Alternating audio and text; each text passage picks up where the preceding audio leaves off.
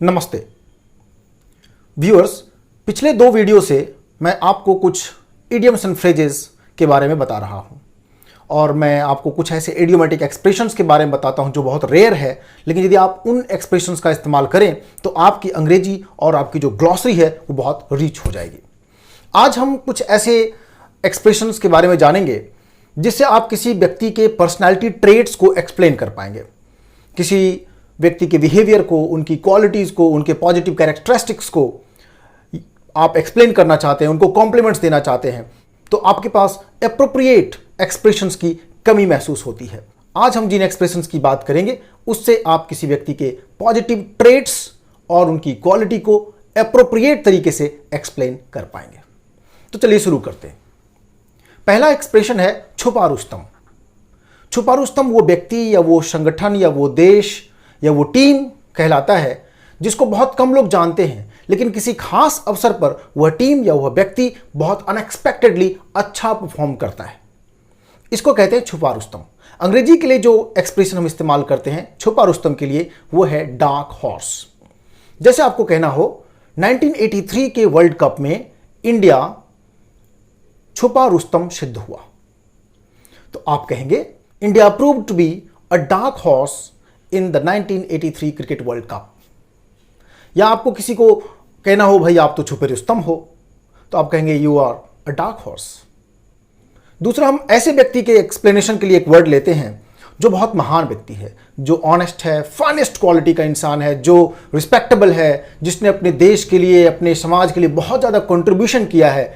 ऐसे व्यक्ति को एक्सप्लेन करना हो तो आप इंग्लिश का एक एक्सप्रेशन यूज करें, सॉल्ट ऑफ द अर्थ।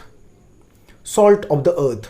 जैसे सुभाष चंद्र बोस भारत के लिए उच्च कोटि के व्यक्ति थे, तो आप कहेंगे Subhash Chandra Bose was the salt of the earth for India.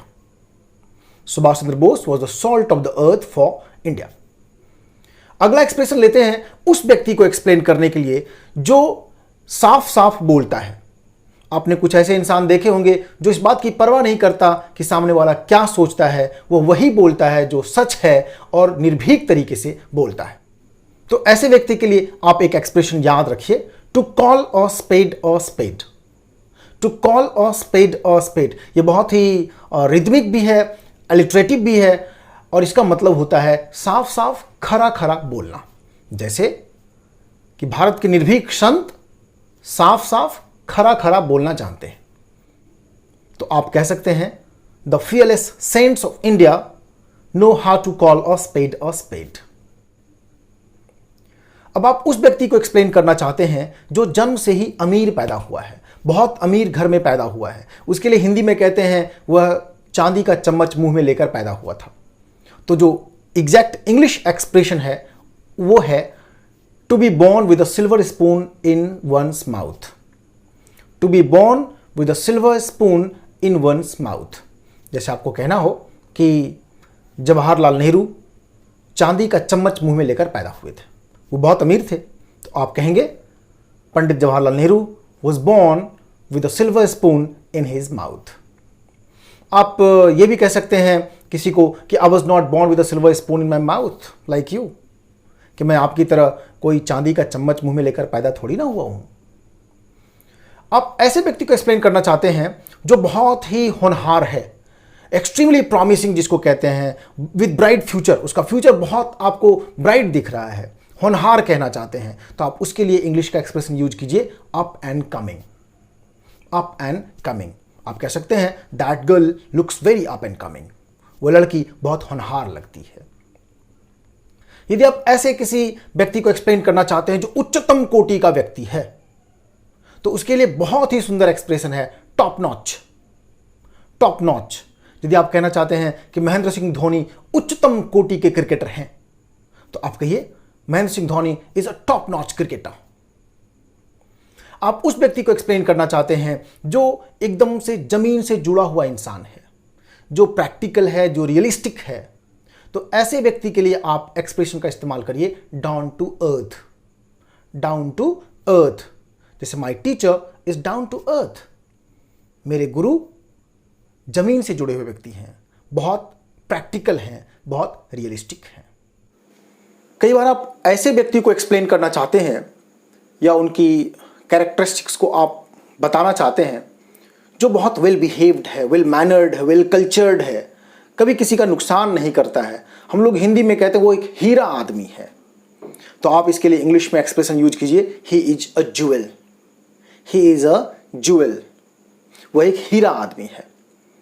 एक ऐसे व्यक्ति को एक्सप्लेन करना हो जो आजकल खूब पैसा कमा रहा है, जिसको कहते हैं चांदी काटना, खूब पैसा कमाना। तो चांदी काटना के लिए इंग्लिश में एक्सप्रेशन आप यूज करिए, to mint money. To mint money आप कह सकते हैं मुझे पता है आजकल तुम चांदी काट रहे हो, यानी आजकल तुम खूब पैसे कमा रहे हो। तो आप कहें I know you are minting money nowadays. यदि आप एक ऐसे व्यक्ति को एक्सप्लेन करना चाहते हैं जो बहुत नेक आदमी है, काइंड हार्टेड है, हेल्पफुल है, चैरिटेबल है, जैसे मदर टेरेसा, तो ऐसे व्यक्ति के लिए यदि आप इंग्लिश का कोई एक्सप्रेशन सबसे सटीक तरीके से इस्तेमाल करना चाहते हैं तो वह है अ गुड समैरिटन।